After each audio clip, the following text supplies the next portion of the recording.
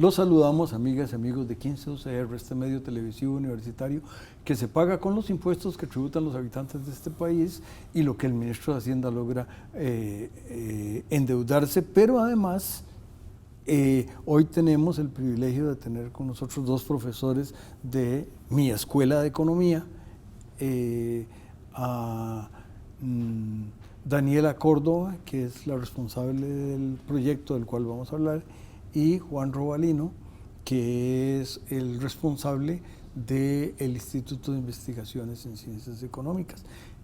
Me callo yo y hablan ustedes. No sé si alcancé el minuto que me asignaron, pero hice lo que pude. Bueno, primero que nada, muchísimas gracias por la invitación, muy contentos de estar aquí de nuevo en el programa. Lo que vamos a conversar, Daniela y yo, es sobre las perspectivas de la economía para el próximo año.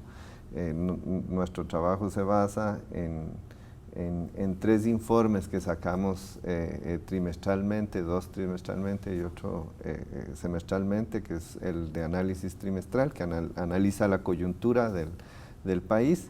El otro es sobre el mercado laboral y pobreza, y el último son las expectativas empresariales. Entonces, basándonos en esos 3 proyectos de investigación, generamos información, ¿verdad?, que sacamos a divulgar en forma periódica cada 3 meses o cada 6 meses, y que con eso nos basamos para hacer los análisis, y aquí le doy la palabra a Daniela, que es la Antes de Daniela, cuando en los medios, yo básicamente leo los medios escritos, básicamente, y los veo en sus páginas en internet. Cuando dicen la Universidad de Costa Rica opina, Daniela es la que opina. Sí. Bueno, no necesariamente siempre soy yo. Bueno, por eso, pero cuando opina de la economía, cuando opina de las vacunas, pues no, claro, usted no sí. es. No, a lo que me refería es que en el Instituto de Ciencias Económicas somos varios investigadores. Yo como coordinadora muchas veces salgo en las noticias dando opinión. La última vez, que fue el jueves pasado, con el informe de política del Banco Central, pues también pidieron mi opinión, pero tenemos otro montón de compañeros que también se dedican a esas labores que se podría hacer de colaboración periodística en el país, como Gabriela, que es la coordinadora de las expectativas empresariales, que es en realidad otro informe aparte, pero que lo utilizamos como insumo para generar los pronósticos trimestrales de la economía y el acumulado de todo el año. Y entonces, respecto a eso, creo que las expectativas es, ¿verdad?, qué va a pasar el otro año. Y la cuestión es que, según nuestros cálculos, lo que estamos viendo es que para el otro año, si bien se ha hablado mucho de una desaceleración económica, lo que podríamos esperar es que el Producto Interno Bruto en el 2025 crezca alrededor de un 4%. Entre un 4 y un poquito más de un 4% esperaríamos que crezca para el otro año. Este pronóstico de nosotros, por ahora un poco provisional, porque faltan todavía, ¿verdad?, completar algunos datos de lo que falta para terminar este año, pero este pronóstico es un poquito más positivo, quizás optimista, de lo que está pronosticando el Banco Central o de lo que han pronosticado organismos internacionales, que es por debajo del 3%, pero por arriba del 3,5% para el 2025. Y bueno, parte de lo que ha sido relevante en cómo se ha desempeñado la economía después de la pandemia, y sobre todo después del 2022 hacia acá, tiene que ver con las zonas francas, o básicamente el régimen especial. Y es que desde el 2008 para acá, el régimen especial casi que ha duplicado su participación dentro del Producto Interno Bruto, y según los datos anuales, al 2023 ya llegaba casi a un 14% del PIB, versus en el 2008, que era como un 6% aproximadamente. Entonces vemos como un motor importante de la economía, sobre todo después de la pandemia, fue el régimen especial, pero ahora lo que está pasando es que el régimen especial, si bien sigue contribuyendo, la contribución ahora mucho más fuerte, lo que está tal vez dinamizando o dando ese impulso a la economía es el régimen definitivo, que ahorita está aportando alrededor del 85% del total del Producto Interno Bruto, y en general lo que vemos es ¿verdad? Una especie de robustez o de consistencia en las tasas de crecimiento que está teniendo el régimen definitivo, apoyado por supuesto, ¿verdad?, en lo que sería la demanda interna, que en la demanda interna pues es casi el 91% del Producto Interno Bruto, y en la demanda interna está el consumo de los hogares, el consumo del gobierno, la inversión, y básicamente de ese 91%, el 61% corresponde al consumo de los hogares. Entonces todo lo que suceda con los hogares, salarios, bienestar, coeficiente de Gini, pobreza, ahora que han salido datos sobre eso con la ENAO, pues va a influenciar en ese crecimiento o ese movimiento que se dé dentro de ese componente tan grande de la demanda interna. Y además, algo que se ha visto en los últimos meses es que el consumo de los hogares se viene desalentando, es decir, ese crecimiento que aporta el consumo de los hogares al Producto Interno Bruto ya no está siendo tan alto como lo estaba haciendo recientemente. Don Juan. Sí, ahí, digamos, la parte de las zonas francas se está haciendo cada vez más importante dentro de la producción, ¿verdad? Y eso tiene, bueno, cosas positivas porque ayudan mucho al empleo, ¿verdad? De cierto sector, pero ayuda mucho el empleo. Pero también puede tener consecuencias complicadas para la economía que tenemos que estarle dando seguimiento. Uno es que muchas de las decisiones de las zonas francas vienen del sector externo, entonces tenemos que llevarle el pulso a qué es lo que está pasando afuera. Entonces, dos cosas relevantes que afectan la economía en el sector externo es, bueno, las elecciones de Estados Unidos, ¿verdad? Y que va a ser el nuevo o la nueva presidenta a partir de enero. Una de las cosas relevantes para nuestra economía es primero la política comercial que vaya a seguir la persona que sea elegida, porque pueden haber incentivos para que se reduzca la inversión externa y que más bien se invierta dentro de Estados Unidos, entonces hay que ver qué pasa con eso. También, bueno, uno de los candidatos tiene un discurso que es más bien como de reducir el comercio exterior, ¿verdad? Entonces hay que darle seguimiento a quién va a ganar y qué es lo que va a ocurrir. Y otro elemento importante que de hecho fue mencionado por The Economist es el apoyo a la seguridad. Con ese apoyo a la seguridad vamos a pedirle al canal que nos invite al segundo segmento.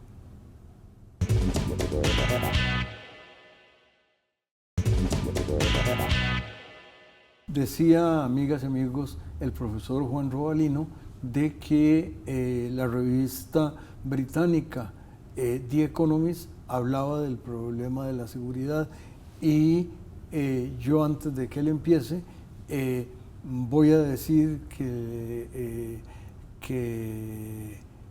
el número de fallecimientos en este país, que el otro día yo lo dije multiplicado por 1000, pero que lamentablemente está creciendo. Por favor, don Juan. Sí.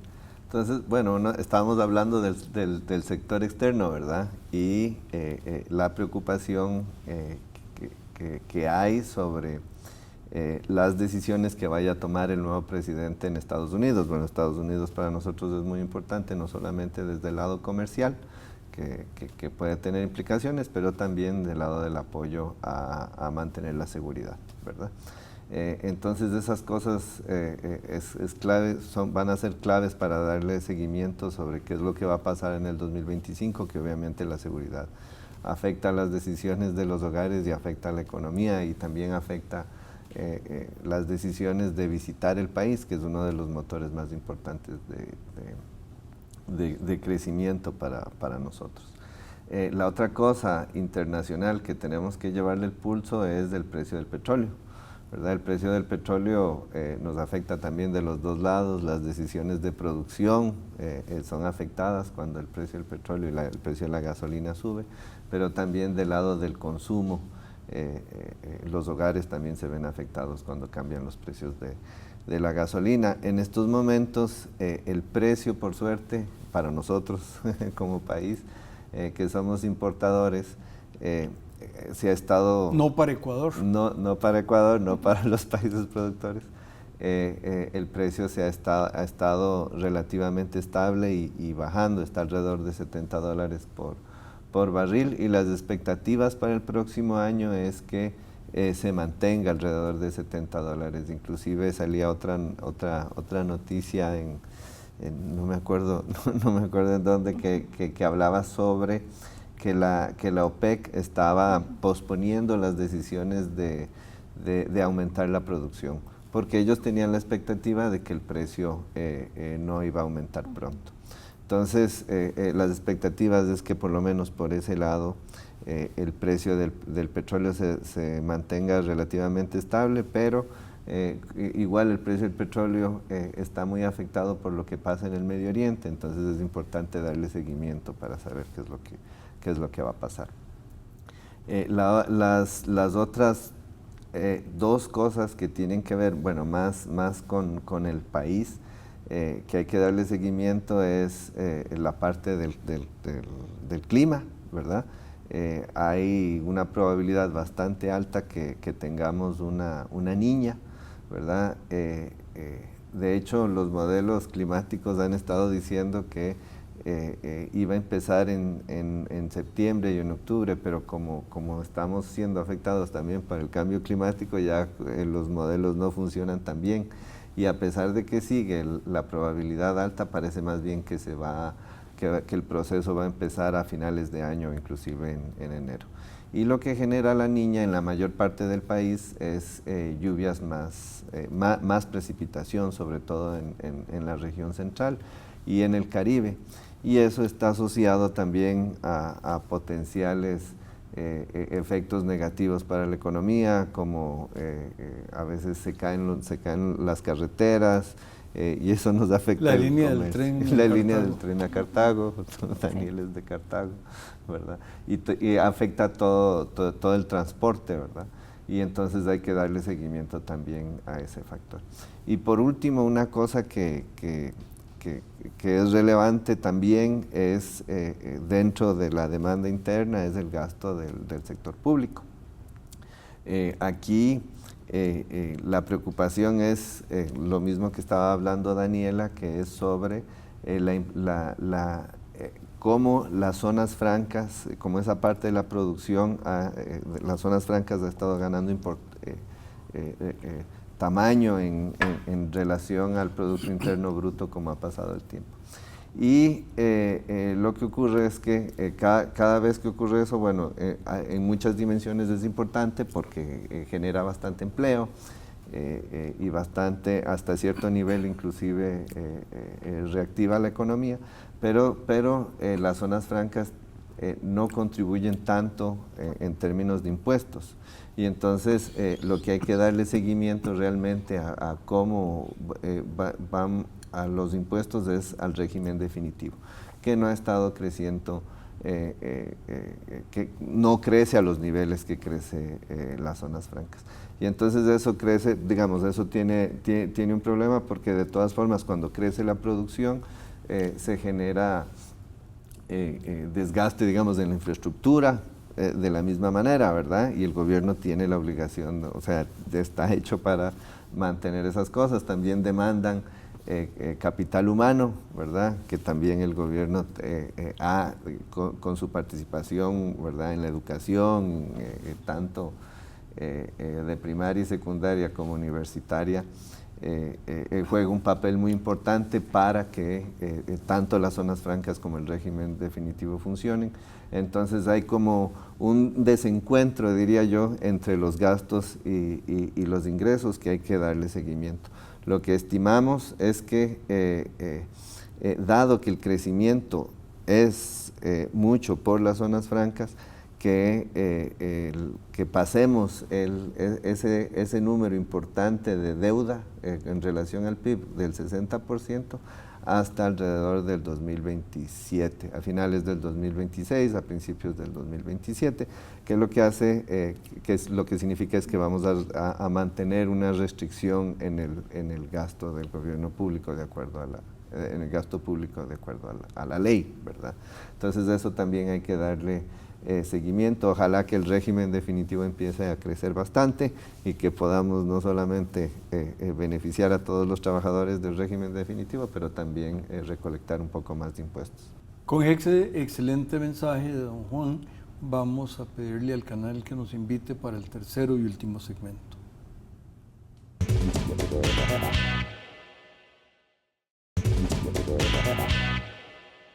El otro día, amigas y amigos, conversando con alguien sobre parte de este problema del régimen definitivo y no definitivo, hablaba de cómo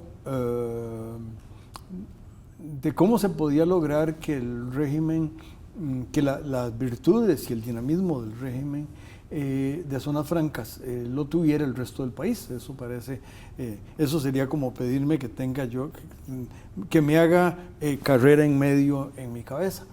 Entonces, lo que alguien hizo el comentario es que con la nueva definición de la GAM, resulta que Grecia no es parte de la GAM.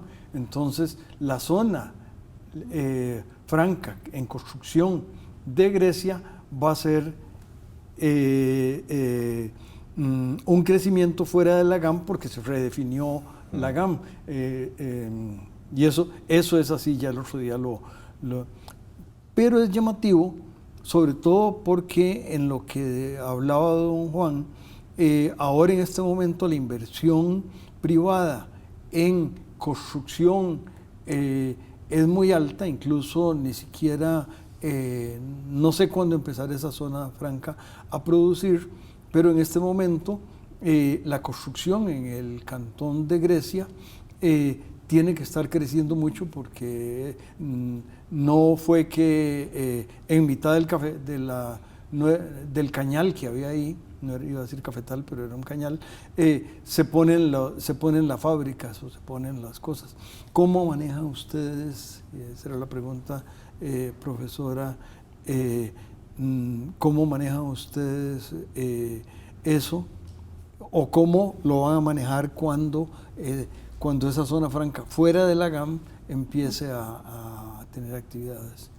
Sí, bueno, primero que todo, ¿verdad? Retomar un poco esta idea de que las zonas francas han sido o fueron en su momento súper importantes, quizás ya no tanto, han perdido cierto impulso a la economía, pero igualmente siguen representando un porcentaje muy importante del crecimiento económico. Cuando se descompone el crecimiento total del Producto Interno Bruto entre el régimen definitivo y el régimen especial, lo que uno puede ver es que el aporte que dan al crecimiento económico es más que proporcional a su participación en el PIB.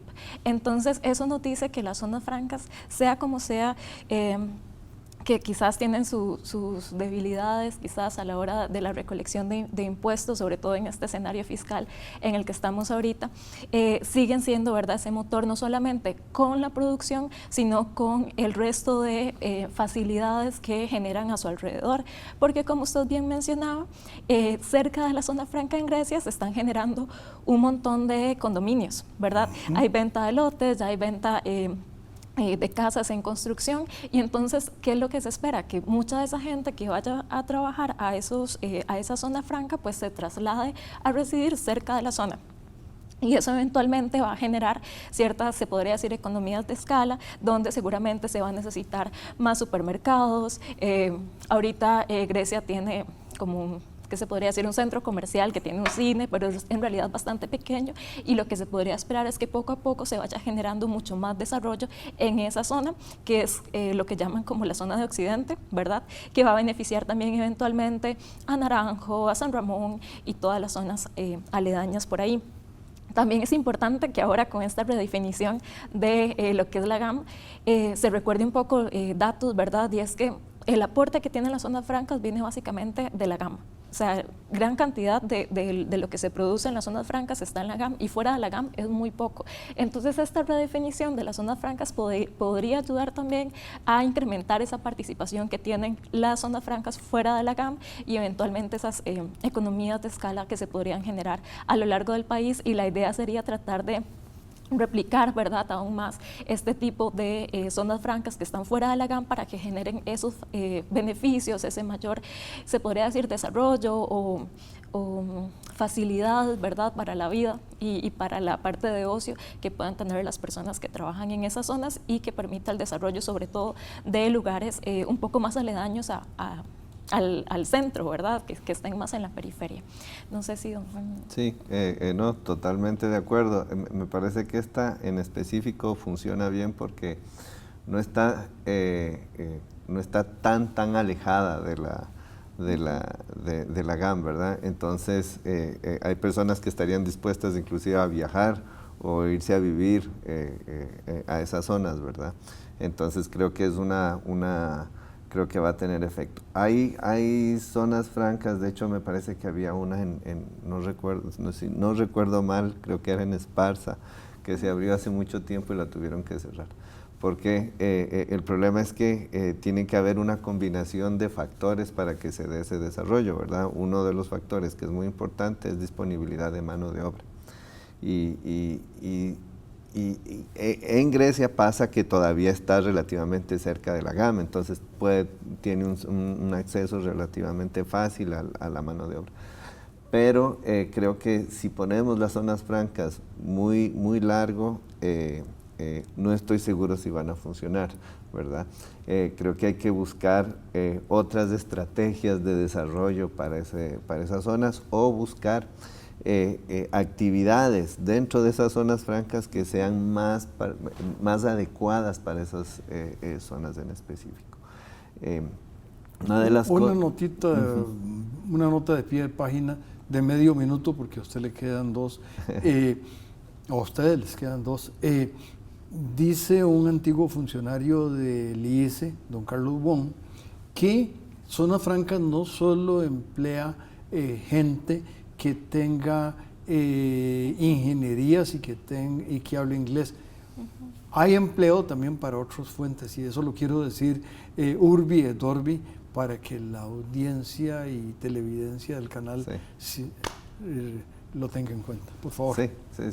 Entonces, exactamente, ¿verdad? Habría que buscar que esas zonas francas, si están afuera, se especialicen más en ese tipo de producción. Otra cosa, a mí, digamos, una de las cosas que yo creo que serían muy buenas para desarrollo regional es la inversión en comunicación, en Internet, en infraestructura de comunicación para Internet. Me parece que esa la idea de que ahora que podemos trabajar, hacer teletrabajo, hay mucha gente que se va a vivir a las regiones más alejadas y que genera muchos recursos.